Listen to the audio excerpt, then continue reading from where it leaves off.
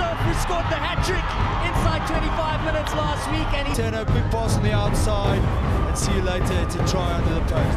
Clem looking for his second try as he beats Goodenough on the outside, and he goes over in the corner with another TV dive. Week 3 of the Gold Cup saw some brilliant action, with Namibia extending their dominance in this competition, and also the Kenyan Simbas giving us a really great try-filled thriller in Nairobi. Namibia beat Morocco 63-7 to earn 15 points at the top of the log, while the Kenyan Simbas beat Zimbabwe Sables 45-36.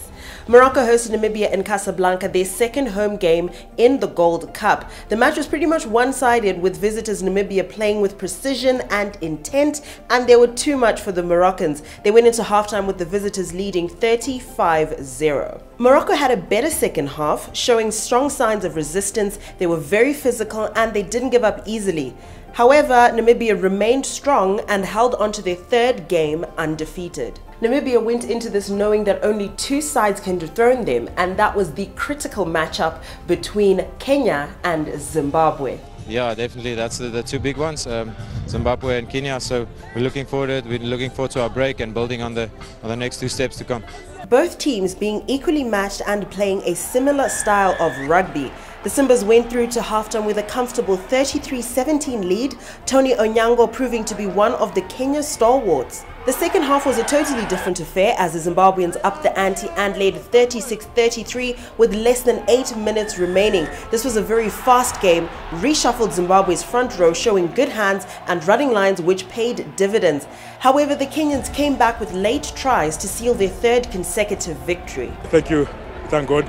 Because I know it had to take some steps from up there for us to win that game, because Zimbabwe really came at us the second half, but we managed to hold them off and win the game. In the last 10 minutes, we just, I wouldn't really say we let them run at us, but we could have finished them off, but we couldn't, and you know, credit to them, they came back stronger in the last 10 minutes. There's a lot more action coming up in the Gold Cup. Next week, Zimbabwe travel to Tunisia and Kenya host Uganda. You can catch me next week on the Gold Cup Roundup. My name is Chris Gray. The Gold Cup Roundup is brought to you by APO Group, the main official sponsors of Rugby Africa.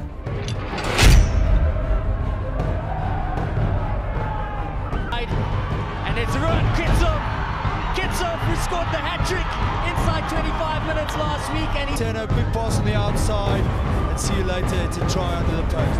Clem looking for his second try.